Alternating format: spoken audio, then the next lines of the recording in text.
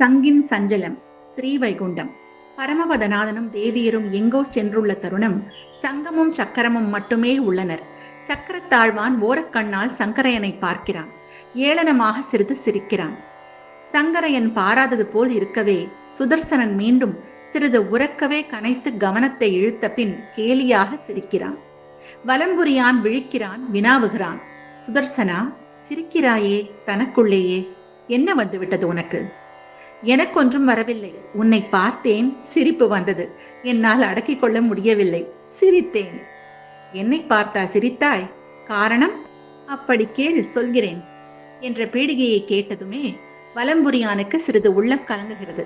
இவன் என்ன சொல்வானோ தன்னை பற்றி என்று. நாம் இருவரும் எம்பெருமானின் இரு திருக்கரங்களிலும் என்றுமே இருப்பவர்கள். ஆம், அது முற்றும் சரி.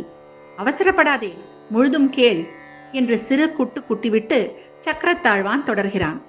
நான் ஐயனின் திருக்கரத்தில் இருப்பது சரி. அவருக்கு நான் தேவை. அவருடைய வலக்கரமாக விளங்குபவன் நான். வலம், இடம், கீழ், மேல் என்ற வேறுபாடுகள் அனைத்திற்கும் அப்பாற்பட்ட பரம்பொருளின் சன்னிதானத்தில் இதென்ன பேச்சு? உன் சாமர்த்தியமான விளக்கம் ஏதும் வேண்டேன். நான் ஈசனின் வலக்கரமாக இருக்கிறேன் என்பது ஒன்று. நீ இடக்கரமாக இரு. இதில் எனக்கொன்றும் வருத்தம் இல்லை.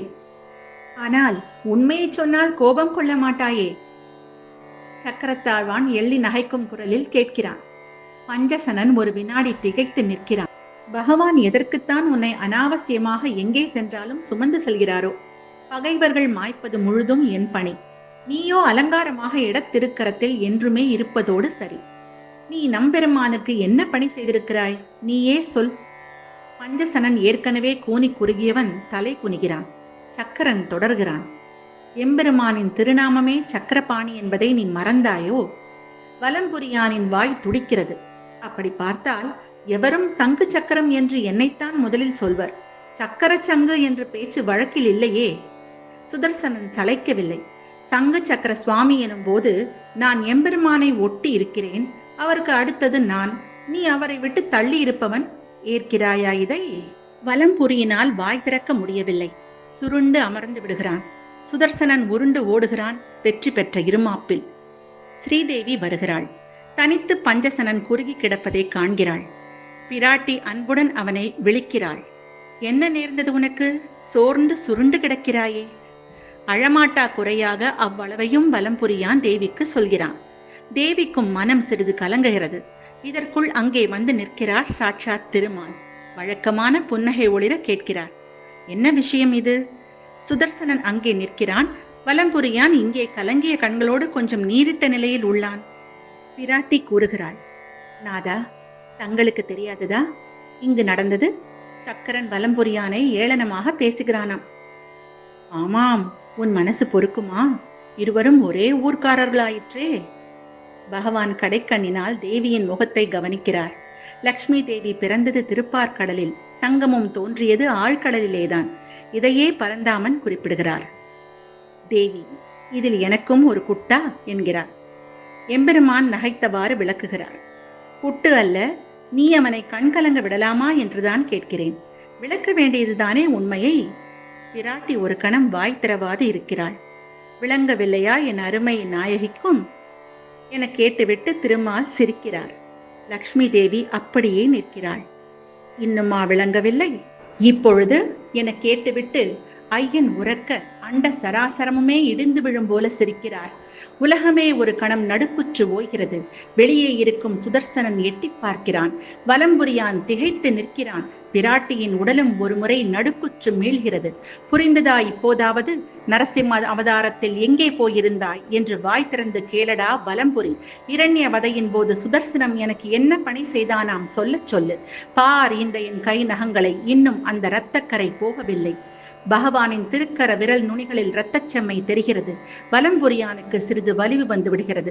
சுதர்சனனை தேடிச் செல்கிறான். எட்டி பார்த்தாயே சுதர்சனா? ஐயன் கூறியதை கேட்டாயா? கேட்டேன், நன்றாக கேட்டேன். போதுமா? இன்னும் விளக்க வேண்டுமா உன் பிரமாத கைங்கரியத்தை? சரி, அப்படியே இருக்கட்டும்.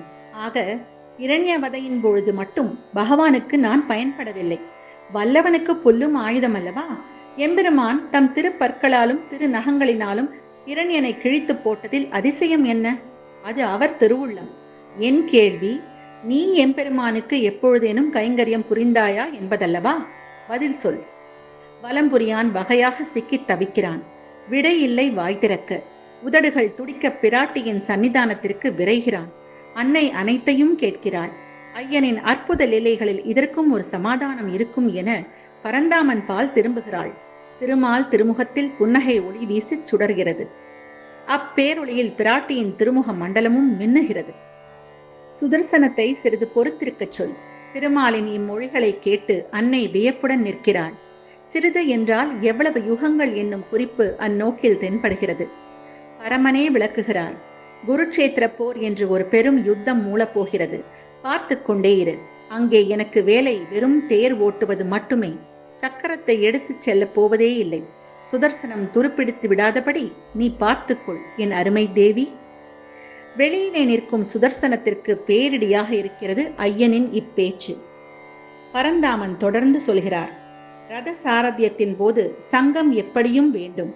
என்னோடு கூடவே இருப்பான் பஞ்சசனன். அந்த யுத்தத்தில் அஸ்வத்தாமா என்ற ஒரு யானை இறந்து விழும். உடனே அஸ்வத்தாமா யானை ஒழித்தாயிற்று என போர்க்களத்தில் பாண்டவரின் அறிவிப்பு தொடரும். அந்த தருணம் இந்த சங்கரையின் மூலம் நான் யானை என்ற சொல் காதில் விழாத வண்ணம் முழக்கம் செய்து போரின் போக்கையே மாற்றப் போகிறேன். மாவீரன் அஸ்வத்தாமன் இறந்ததாக துடிதுடித்து போவர் பகைவர். இவ்வளவு சுவாரஸ்யமான வேலையெல்லாம் வைத்திருக்கிறேன் உன் அருமை பாஞ்சசனனுக்கு. இவ்வாறு ஐயன் திருவாய் மலர்ந்தருளுகிற நேரம் அங்கே சாய கொண்டையும் சுடற்கொடியுமாய் அழகும் என்னும் எழில் உருவாக வருகிறாள் கோதா நாச்சியார், சாட்சாத் நம் ஆண்டாள். பகவானின் எழில் வதனத்தில் அற்புத குறுநகை மின்னி ஓடுகிறது. பரந்தாமன் பகர்கிறார். நல்ல வேளையில் வந்தாய் கோதாதேவி. பஞ்சசனன் இங்கே ஒரு நாழிகையாக கண்ணீர் விட்டு அழாக்குறையாக கலங்கி நிற்கிறான். நீதான் அவனை சமாதானப்படுத்த வேண்டும். லக்ஷ்மி தேவி கூட இயலாமல் நின்று விட்டாள். ஆண்டாளுக்கு லக்ஷ்மி பிராட்டி நடந்தது அனைத்தையும் எடுத்து ஏம்புகிறாள். புரிகிறது கோதாதேவிக்கு ஐயனின் கட்டளை. தேனினும் இனிய திவ்ய தமிழில் ஆண்டாள் நாச்சியார் திருமொழி பாசுரத்தை ஐயனின் எதிரே இசையோடு வழங்குவாள். கற்பூரம் நாருமோ கமலப்பூ நாருமோ, திருப்பவள செவ்வாய்தான் தித்தித்திருக்குமோ, மறுப்பொச்சித்த மாதவன் தன் வாய்ச் சுவையும் நாற்றமும் விருப்புற்று கேட்கின்றேன் சொல்லாழி வெண்சங்கே. கடலில் பிறந்து கருதாது பஞ்சசனன் உடலில் வளர்ந்து போய் ஊழியான் கைத்தலத் திடரில் குடியேறி தீய அசுரர் நடலை படமுழங்கும் தோற்றத்தாய் நற்சங்கே. தடவரையின் மீதே சரற்கால சந்திரன் இடையுவா வில் வந்தெழுந்தாலே போல் நீயும் வடமதுரையார் மன்னன் வாசுதேவன் கையில் குடியேறி வீற்றிருந்தாய் கோலம் பெறும் சங்கே. மன்னாகி நின்ற மதுசூதன் வாய் அமுதம் பன்னாளும் உண்கின்றாய் பாஞ்ச சன்னியமே, உண்பது சொல்லில் உலகளந்தான் வாய் அமுதம்.